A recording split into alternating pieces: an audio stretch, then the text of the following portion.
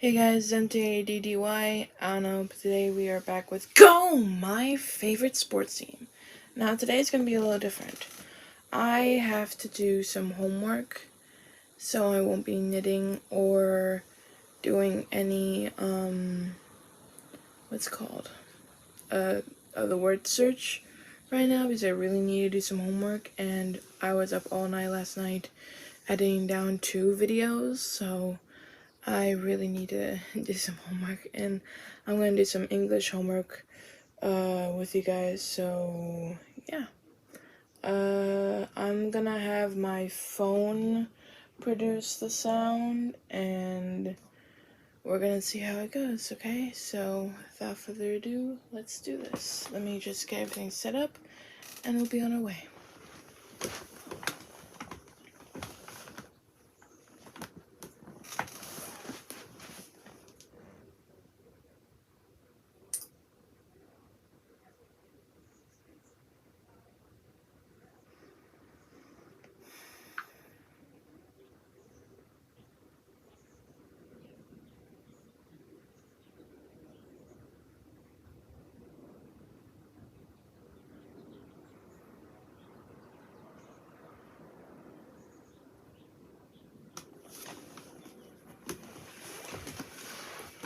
Alright, I got my computer here for my work, and the phone here connected to my speakers. Okay, let's get started. Today's episode is COVID impacts on sports. I know that COVID was a really big impact on sport. Like, we didn't have it for a very long time. Everyone was missing it and everything, but you know, it was COVID, so we need to be careful.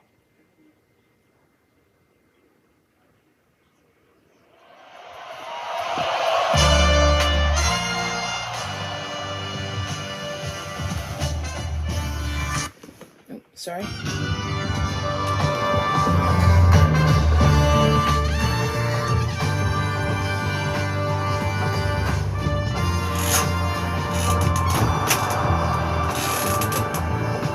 Hello, elegant listeners, and welcome to Go My Favorite Sports Team. Mark is back. The podcast is whole again. I want to know if people preferred Wade being there to me. I want the truth. Well, I mean, I was looking at the numbers and I'm not going to say anything. You're not going to say anything, but you just said you were looking at the numbers. You're gonna leave that hanging out in the open like that? Hey. I'm gonna look at the numbers. I'm looking at the numbers right now. Hang on. Oh. I gotta go look at the numbers. You going to go look at the numbers? I gotta look at the numbers. Number. Oh no. Oh no, I have to log back into the numbers. You have to log back in? I have to log back in. Numbers at number on number. Oh no! I was looking at the numbers and it was one of the fastest listened episodes. It actually is. It's true. Yeah. What is up with that? What's up with that? Listen, people apparently love Wade. Oh, it's just because Wade knows about sports and I don't. Oh, you think that makes it so you can do this to me? Listen, I missed you, Mark. I missed you. I missed you. Missed me. I care if the people missed me. I missed you. Wow, okay. What? Okay, I only didn't see you for like 4 weeks, an entire month. What? Felt like 2020 all over again. Uh-huh. Well, I'm here now, and I feel terrible because you didn't say anything and you made me look up the numbers. So if you feel bad, look back on your past actions and realize it's all your fault. Past me, it's your fault. I'm better now. All right, there we go. I did what you told me to do. Good, the balance has been restored. All right, but I'm here now. What are we talking about? Well, I was going to ask how you're doing. You know, we haven't talked about a whole lot because I didn't want to bother you when you were lying sick in bed for weeks. Oh, so bored. Oh, man. Is this about sports? I can't even keep my eyes open. Wow. Me, how I'm doing. Who cares how I'm doing? No one cares. It's about the content. How's It's about Chica sweet, doing? delicious content. Yeah, How's Chica doing? Oh, Chica has no legs. Wait, what? I thought you said she had I legs. thought she said had No, legs. she has no legs. It's opposite day. Oh, shit. Got me. Is it? It's It's not opposite day. Fucking You idiot. no. Opposite day doesn't exist. Are you sure? I'm pretty sure if I looked it up, it exists. What day is it? It's not opposite day. Thursday? Wait a minute. Look up when opposite day is. Look up when opposite I know day. what day opposite day is, Mark. What the? For those of you who don't know, opposite day actually is apparently written down as a day, and it's January 25th. You know what else is on January 25th, everybody at home? No idea, Mark. That's Tyler's birthday.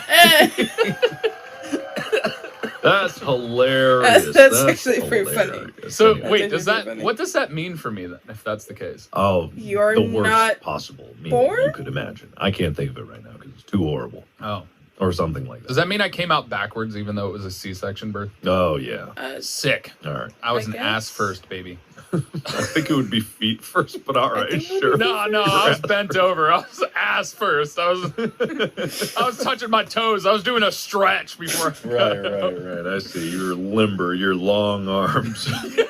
Right from the womb. That's why they're long, I was stretching them with my legs. Right. I learned that my mom didn't feed me as a baby. Wait, what?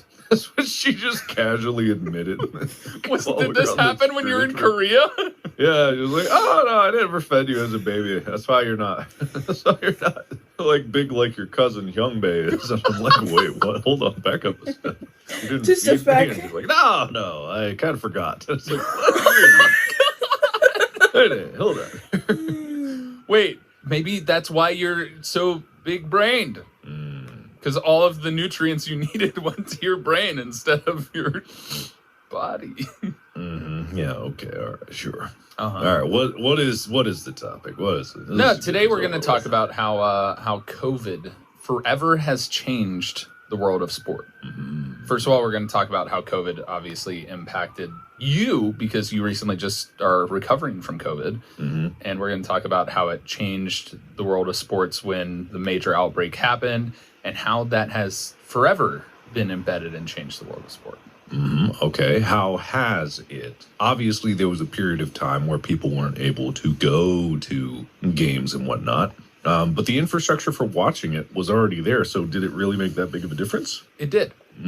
I mean, economically, in particular, the use of streaming services and social media has increased. There's been a lot of change to how athletes and game scheduling can be changed because a lot of times that happened during it was games had to be postponed or delayed because almost an entire team caught COVID. And then, there's a number of different policies that affected it, different athletes that were anti-vax that weren't allowed to participate, like Kyrie Irving with the Brooklyn Nets. He wasn't allowed to play any home games. There's a whole bunch of different things in how COVID and the pandemic has affected sports in a massive way because of how huge team sports and how public gatherings are still a giant festering ground for virus outbreak. Why? I couldn't imagine that. No, yeah, why? Why Just would like conventions would definitely not be a cesspool of disease. Not at all. From the unwashed masses. That's why there's no such thing as a hashtag PaxPox, It's clearly not a thing that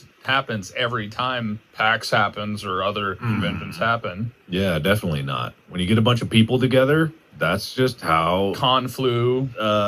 nothing happens. Yeah, absolutely nothing, So it is. So, Mark, Yes. how was your experience with COVID? Because you seem to have gotten a worse case than I had. It still wasn't that bad in consideration. Like, it all centered on body aches and extremely sore throat. It was like one of the most intense, throat pains. It was just burning, like I was breathing fire. But my fever was not that bad at all. And my coughing was not too terrible. Nose was running, head was stuffed up. It was like a pretty bad flu for about a week. I was knocked on my ass for the most part. I just slept a lot, and that was pretty much it. How much tea did you drink? Because I know I drank in one day, because I bought a bunch of caffeine-free tea just before I ended up getting COVID, because I was like, oh, I need more tea. And one day, I think I had 20 cups of tea that I put ginger and honey in. Not as much tea drinker, but I did have I was chain popping in cough drops. Oh, yeah. I ate so many of those that I was to the point where I was getting sick of them. Not oh, I don't want to eat anymore. Literally every time I put one in my mouth, I was like, I'm going to throw up.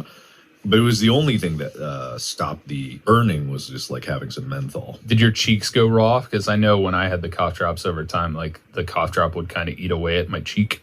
It never compared to the pain in my throat, so it wouldn't matter. Did you have a fever as well? Obviously, you had the body aches. Not really. Very minor. very minor. Like 99, less than 100, I think, most times. Gotcha. Well, the crazier part to me is, and this goes back into sports, is like obviously a lot of things happened. For the first time in history, Olympics got postponed, which is unheard of. At least until that happened, it was unheard of. The NBA like set up a bubble that they did all of their training in. They played their games in. Yeah. Did you not? It was. Why couldn't they just do it in a normal building and not have anyone else there? Because why did they need a bubble? Why did they need to bubble boy them? I don't know. So they all went to Florida into the ESPN Wide World of Sports complex, and it was just this bubble where nobody could come in. You had to have a certain pass to be able to come in, and every game was played in this bubble. Why? It was so that they kept COVID out. It was like, we are isolated. So the COVID demon. Was this back before like COVID was even understood as a disease? Like they didn't even know if it was airborne. Everyone was like, safer at home, safer at home, safer at home. Put a t-shirt over your mouth, safer at home. I mean, it was kind of one of those things they were discovering that it was, passed obviously from water particulates that are coming from people's mouths and stuff like that. And so like every sport went to Florida. Basketball was in Florida and soccer was in Florida, and they just like isolated themselves. Players got in trouble for having other like people in their room, sneaking even like family members in their room or stuff like that. Which seems like knowing now what the reality of it is like that seems insane to almost put people in jail and be like, you must still play sports. Don't stop or we're gonna lose money. Like it seems kind of crazy. They were fed like these meals, and there were so many pictures of it. These are people obviously that are exercising an exorbitant amount because they're professional athletes, and they're getting these like high school lunch, like Milford High School lunch meals delivered to their hotel room door. It's literally prison then, because if it's just like that low quality on like a metal tray. Yes. Like my buddy John, who was in the Navy when COVID struck, and he was on an aircraft carrier, and their entire aircraft carrier was one of the first that had COVID positive people on it at the height of it, when before they actually realized it was a pandemic in the greater U.S. sense of things. So they had to dock the whole ship and quarantine every single person on the boat, which is about 5,000 people, into Guam. So they just pile into Guam, and then they slam everyone into hotel rooms, and they go like, you sit in your room and you are not allowed to ever leave for as long as it takes. And they were there for about a month and a half, I think. What's crazy to me is John and I just had that conversation like a week ago when we were hanging out. Yeah. And I was just like, really? Because I hadn't heard that story. And so the fact that it's coming back right now, like, it was crazy. Because, I mean, the military did it. Everybody isolated at home. All of these different things happen, right? Yeah. And so this is what was happening during the pandemic, which will Act 1, the pandemic. There you go. But going into... Will was just sweating bullets. Like, what's the act? What's the act? God! When do I put in the act sound effect? Oh, God. Oh, what is it going to be this time? No one could even listen because they're like, what act is this? Is this the preamble? Is this Act 0? Actually, there were a few people that were talking about the act thing, and they're like, they're trying to do these act things, and Tyler's doing this act thing, and it's not, I don't understand it, so it's messing with the primer. I miss the old primers, and I'm like, it sections it off. It makes sense. Like, does it, Tyler? It helps me. But don't stop, because some people might be like, oh, I missed the act thing. Oh, you gotta come in. Now I don't know what they're talking about. It's just words. See, this is why I just don't ever listen to what people say. Nobody ever knows what they want, Mark. Nobody. No one knows what they want. Even if you have a list of who you'd want to date, you have no clue who's going to be the right person for you. What do we, what? Wait, what? when did we, what? Sorry. What are you talking about? Sorry. Old wounds. It's fine. Why? What wounds? No, we gotta go back. What are your wounds? I'm single, Mark. That's my wound. Okay, that's your wound? Jeez. All right. Anyway, Continue. so getting into Act 2, how this Wait, is we just went to impacted- Act 1. What do you mean Act 2? That was me inserting that for the beginning. That was to be Wait, moved. okay, even I'm throwing. Are we on Act 2? Is this Act 2? We can continue Act 1 if you want to continue Act 1. I can talk more No, about no, it. it's your. I'm trying to follow along. This is an organizational structure, but I feel disorganized. Listen. I feel disorganized. It's all organized chaos. That's what the world is. That's what everybody was doing during COVID. It was organized chaos, you know? Mm-hmm. So obviously all of these teams were isolated. We're continuing Act 1 for the record now. Are okay. All right, sure. All these teams were isolated. Even during the football season, like there were certain rules that were put in, like NFL players could not go out. There was no partying allowed. There was a no partying policy. No parties. Got it. Yeah, but they were allowed to live at home. You know, they weren't put in a bubble. It was safer at home. It was much safer. Safer. But what ended up happening was every once in a while, one whole team would somehow have all of their players suddenly get COVID. Suddenly. And there would be accusations. Like there were different times. I think it was Miami, where all of their quarterbacks broke policy in a quarterback's room where they were all there and all of them caught COVID. No, it was Denver. They had to play a wide receiver at quarterback.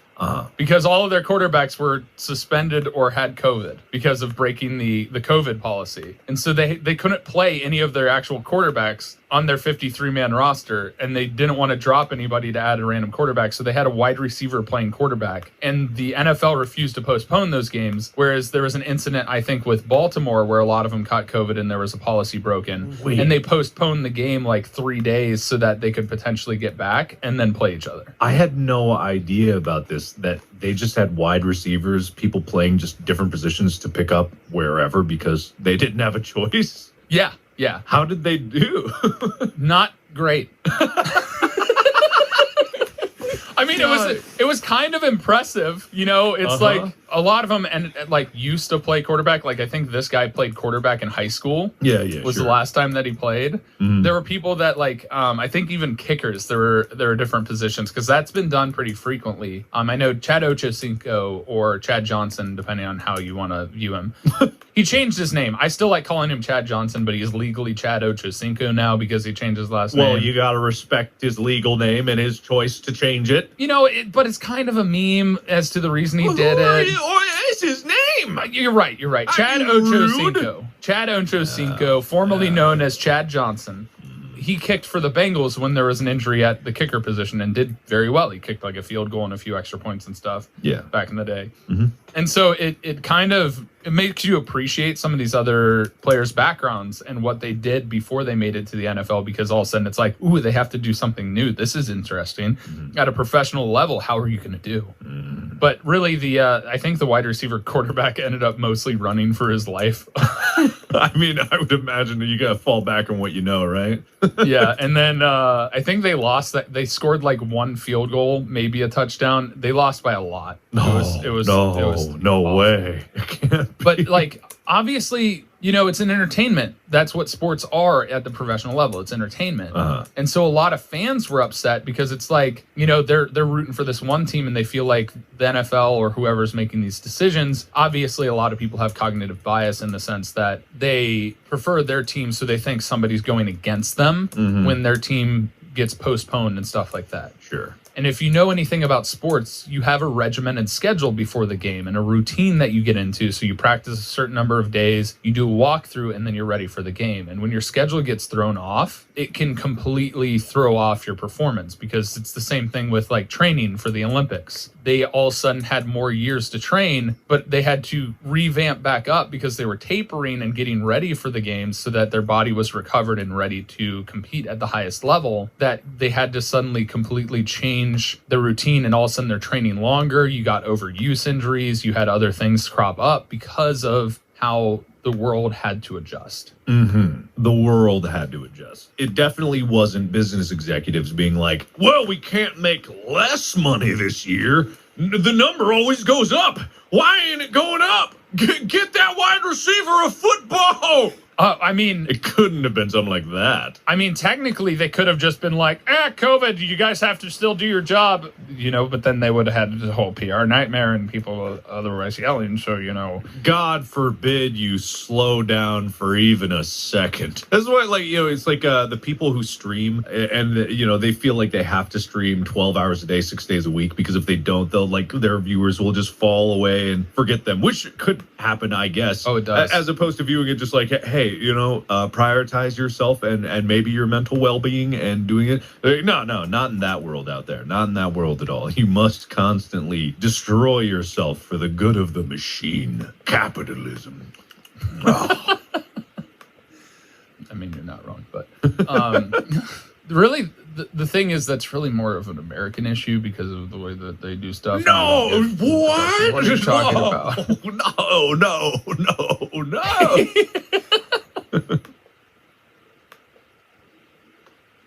So Act 2, how they evolved.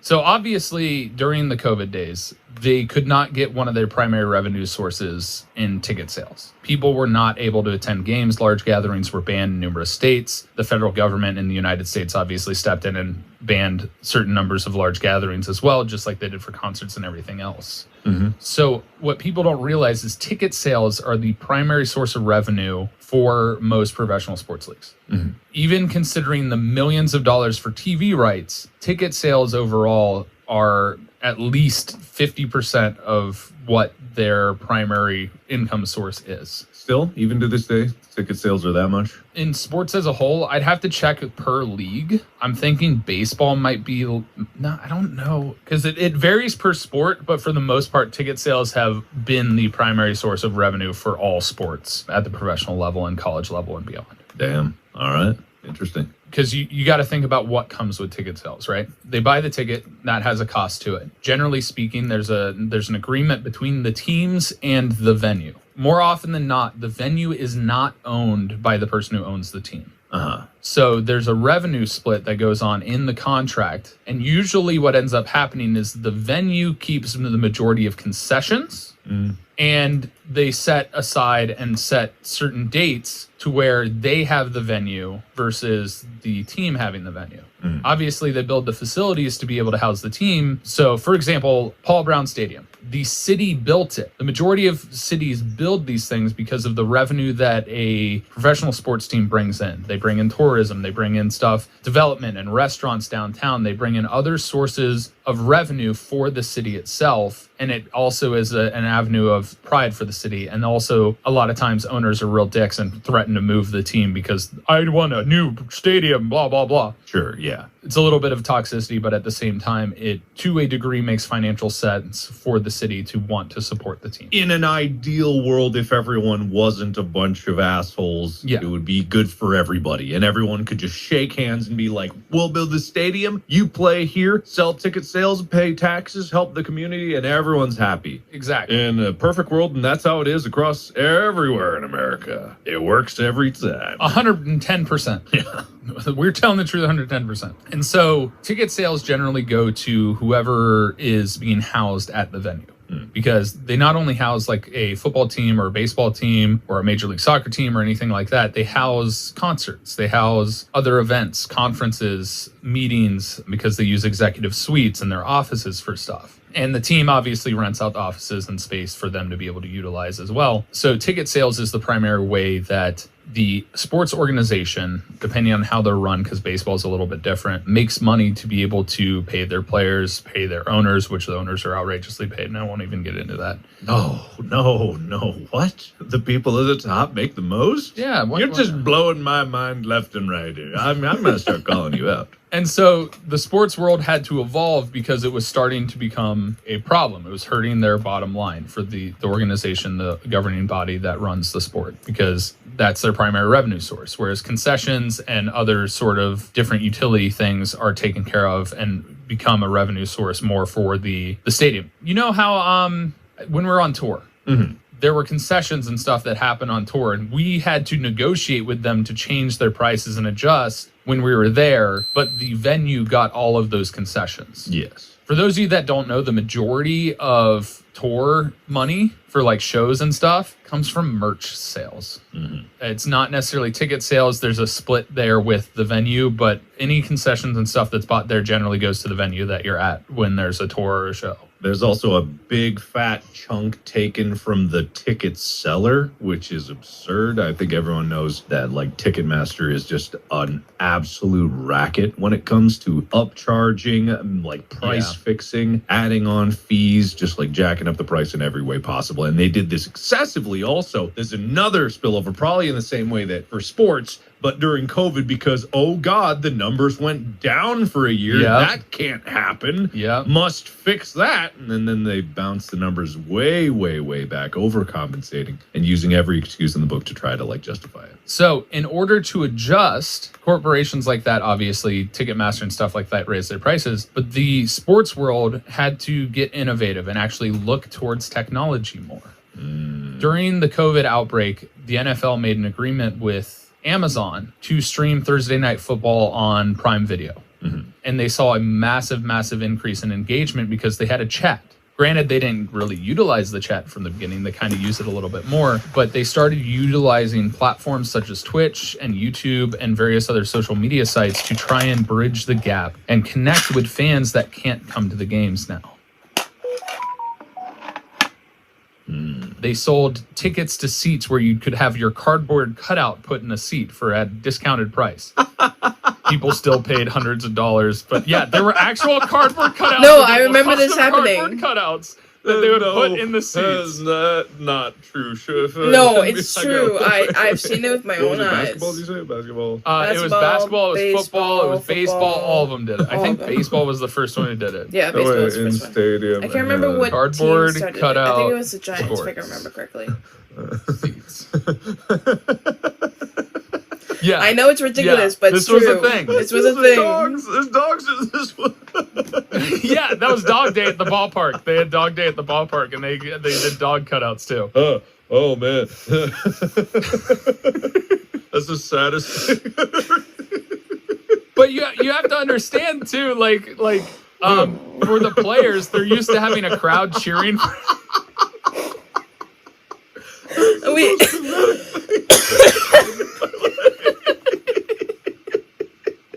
I thought it was crazy too, but a lot of people got excited because they got to have their cardboard cutout, their image on national television because they showed the seats. So stupid. I know, but it was fun. Don't mock them. I want to. Here's Did they play fake crowd sounds over the speakers?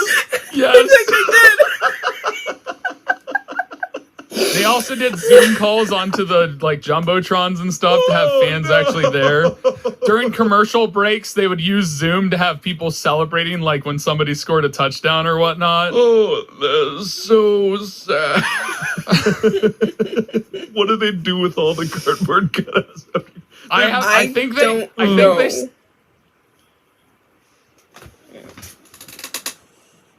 The people who bought them, so they got to keep them. Sorry. Man, you know that all of them didn't make it though. There's a pile in a dump There's a somewhere. pile. There's going to be a There's layer gonna be when a pile. archaeologists dig up the remains of former Thousands humanity. of cardboard There's going to be cutouts. a thin layer of cardboard people, and they're going to be like, "What happened here in 2020? Oh my God." Everybody was obsessed with themselves. My goodness. The reason they did this was twofold. All right. So for one, it was for making money so that fans bought these. But for two, like these athletes are used to having crowds and it's hard to play a sport without like people excited for you to play in the sport. It's like you get energy from the crowd. You know, it's just like when we did tour, we got energy from the crowd. When people laughed, we were like, yeah, we're doing it. And when they didn't laugh, even though they might have thought it was funny, it was like, oh no, we're terrible.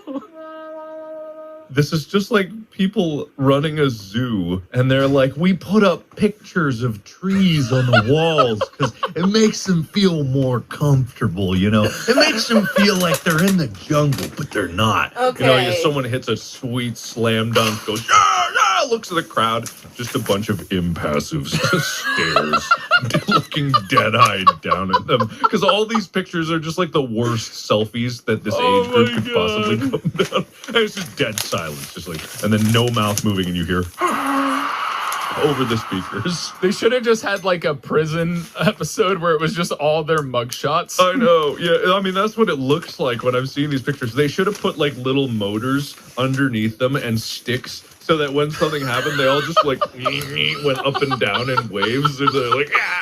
So it looked like there was jostling in there. They could have automated it so that you could have the cardboard cutouts doing the wave. Yeah, exactly. Oh, it's going around that way. And, and then all the basketball players are like, oh, it feels like I'm back home. I'm in the Matrix all over again. Oh, it's beautiful. I can play gooder now. Yay! Wow. So they did that, but there were a lot of players that, for fan engagement, and probably because they were bored, would go over and sign people's faces and cardboard cutout stuff. There were instances where somebody fell into the stands and broke somebody's cardboard cutout, and yeah, of course. And then they, those players, they got in the habit, and then they just, now that fans are back in the stadium, they just go over and sign someone's face. The other person's like, yeah, he signed my face. You know what? Maybe that's why Kyler Murray, when he scored that touchdown and the defense scored the touchdown to win in overtime this past weekend, so this was an incident. First of all, he got hit in the face by a fan afterwards, but he ran over and he hit somebody's hand really, really hard that was a fan of his. But maybe it was because he thought they were all cardboard cutouts again. He was just like, yeah, I can do what I want. And then it was like, nope, I got hit back. Did he? Wow. It's being investigated, but a fan of the opposing team hit him in the face, like a slap across the face. Basically assaulted him. Interesting. Well, actually battered him, because if you hit and you don't expect it, it's legal terms. Uh-huh. And so that it's being investigated.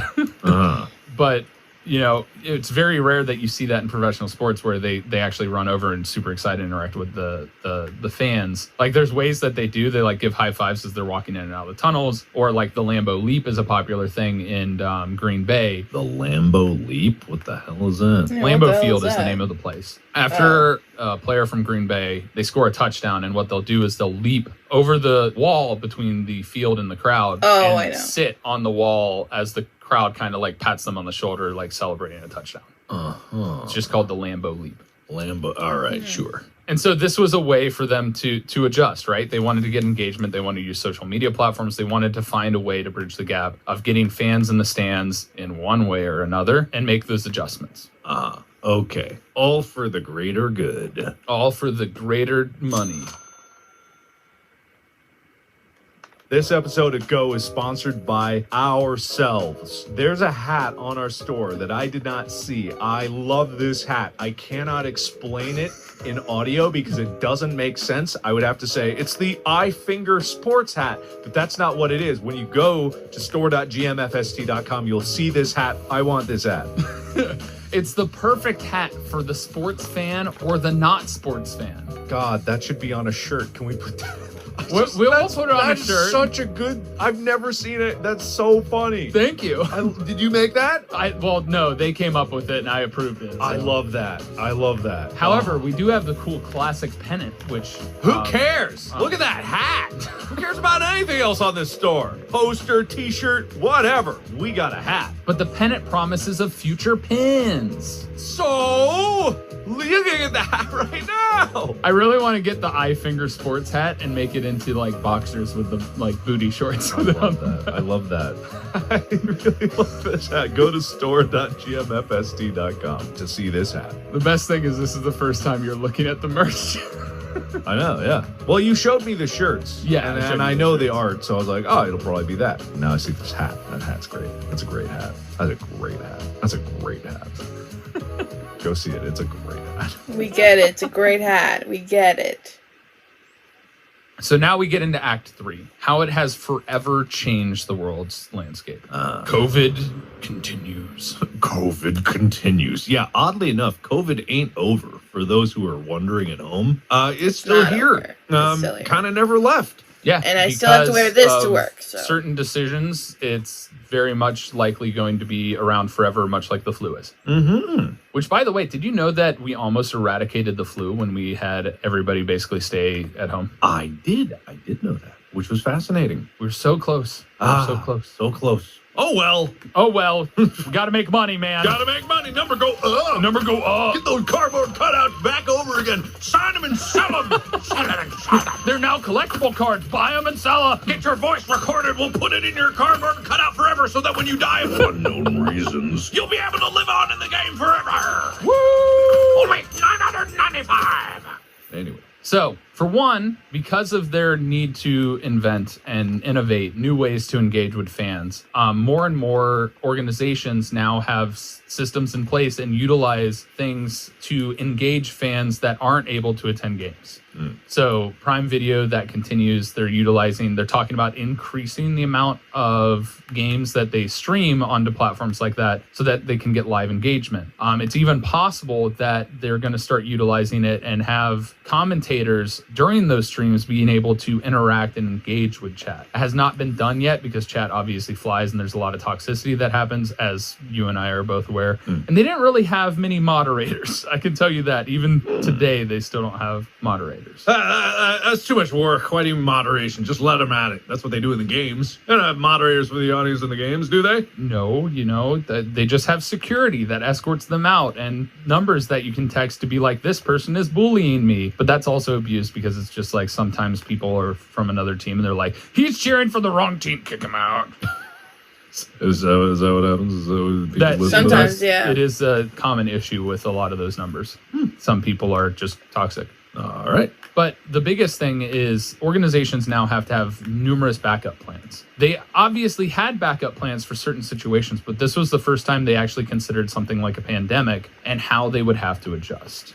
So obviously, like, the only way they could reactionary approach it for the most part during those times were to postpone events or adjust games and do stuff like that. Now they have to have many different scenarios and plans. And this is a good thing because they needed to do this anyway. And this has been a long standing issue. Even when I was in school, is the lack of preparation to be ready for what could possibly go wrong.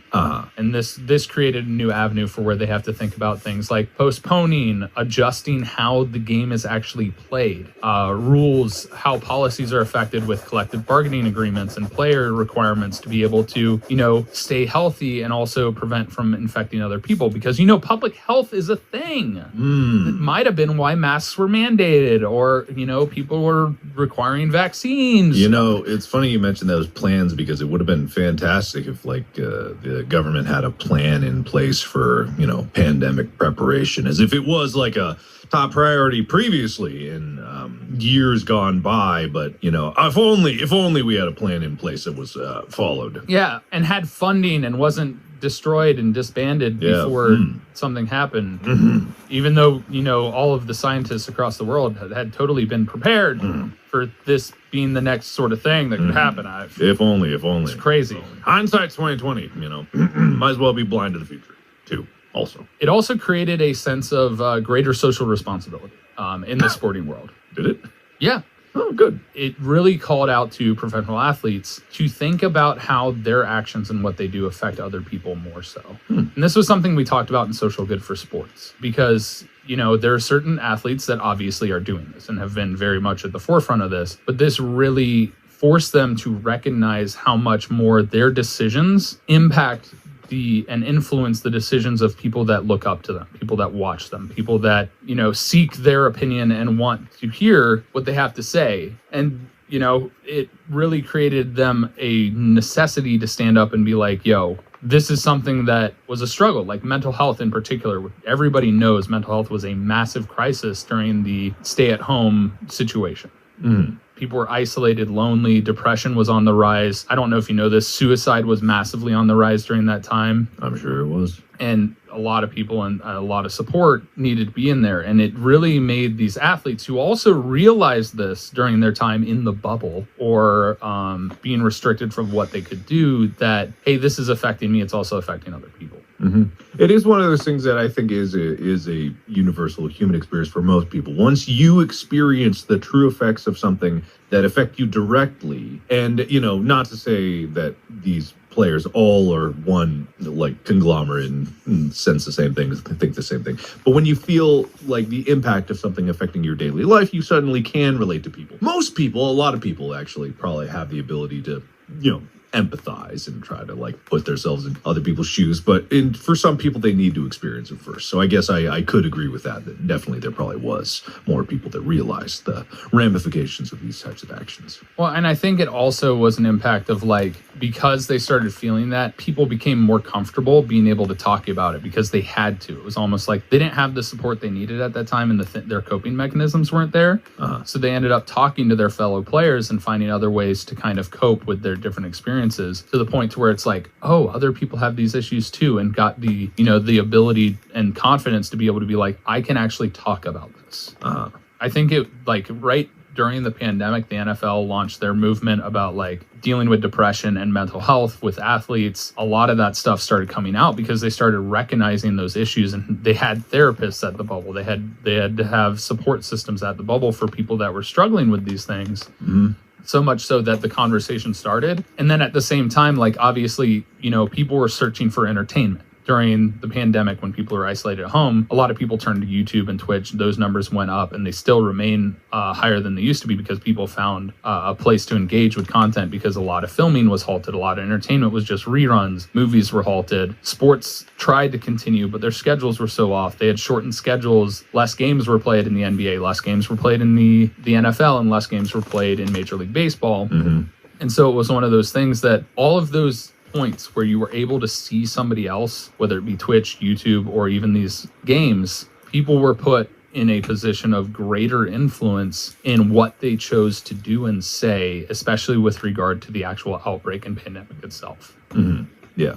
And I think that just goes to show, like, it's one of those strange conundrums where we're more connected than ever, but it's also becoming more lonely for people than ever. And so at this time in our lives, when we are kind of the most connected we've ever been, and we have the internet as a great resource, so many people still feel this, like, complete cloying sense of loneliness and separation from their fellow humans. And it's like good and bad, because obviously some people like spiraled into depression, and other people like found connection with other things. And then there are other avenues of entertainment out there that can provide a little light in that darkness, like YouTube and Twitch and podcasts and whatnot. And when sports may not be able to provide that entertainment, it's good to see people branching out and still finding something to get by. And so, I mean, the biggest thing is just the creation of new avenue and content, different ways for teams and players to engage with fan bases, a recognition of social responsibility, and then obviously all of these different things continue on to this day because they're a way to adapt. And now it's a way that they realize they can better connect the fans and utilize social media and these platforms to do so. So it's something that's not going to go away, because obviously health issues and that are all there. It's more people watch sports on TV than they attend games. And it's been a longstanding issue of sports in general. Ticket sales have continued to go down. And after COVID, a lot of people, it went back up. But at the same time, it's still a differing issue because that revenue source continues to decrease over time. And it's something we talked about in school all the time, of different ways to increase and incentivize people to come to games. And so much so that I even still have this whole, like, I don't know if I ever talked to you about this. I had this whole like social media platform /app /reward program sort of thing that I created and pitched in grad school, and I never got around to making.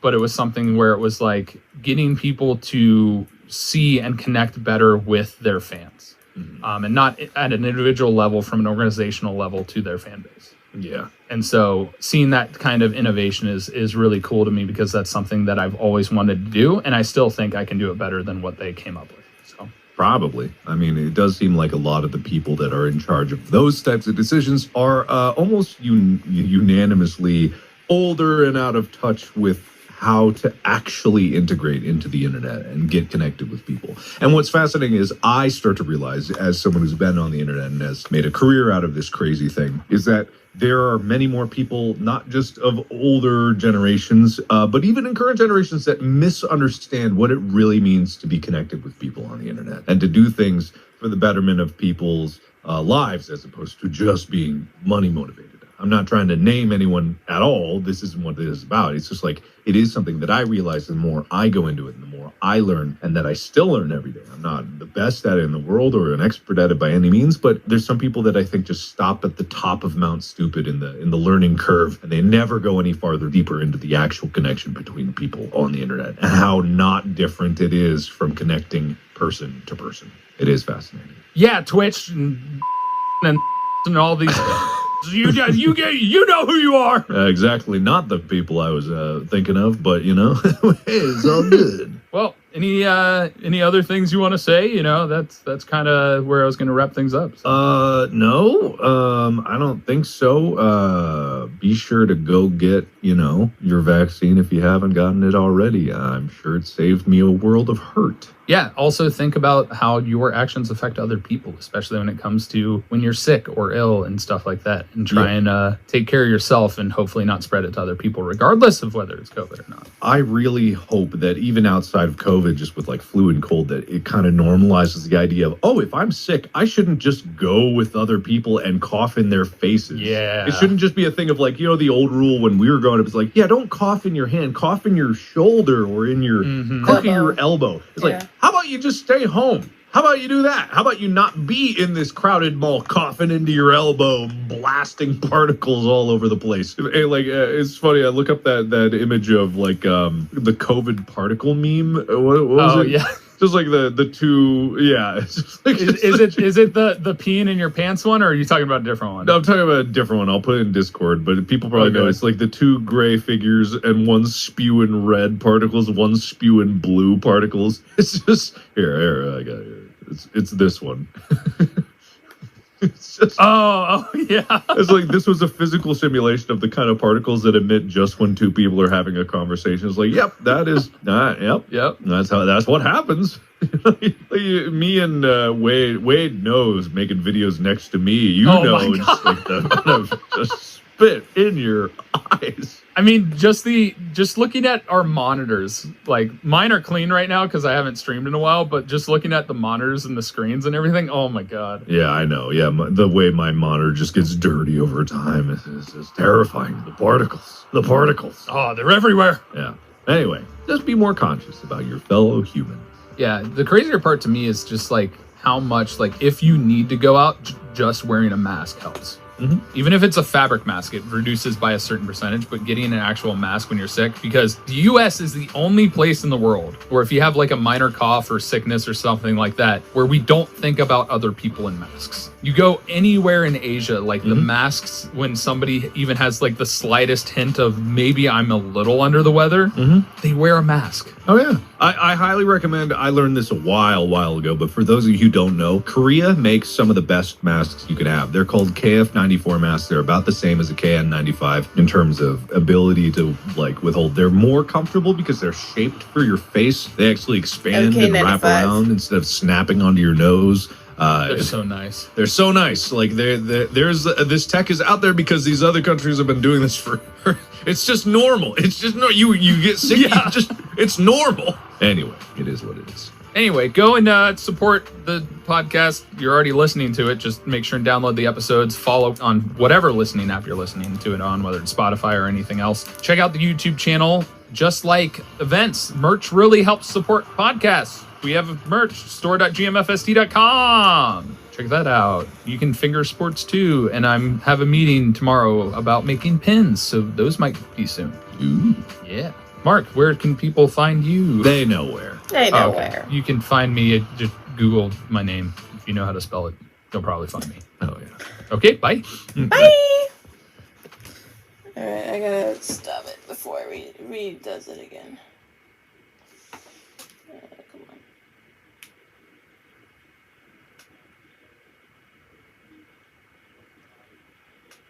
There we go. All right, that was 48 minutes. That was a very short one. I thought it would go a little longer. Again, I'm sorry for doing homework. I'm literally doing math right now. I'm in like the middle of doing math right now, so excuse me while I do math. Doing statistics right now, and that's hard enough as it is. But I'm sorry for doing homework during this because I really need to do homework. I feel like if I do anything but homework right now, I will fail all my classes, and that is not good. If I want to transfer to the college that I want to, that has a great education program, then I want my grades to be good, or at least decent, I want at least decent grades, so yeah.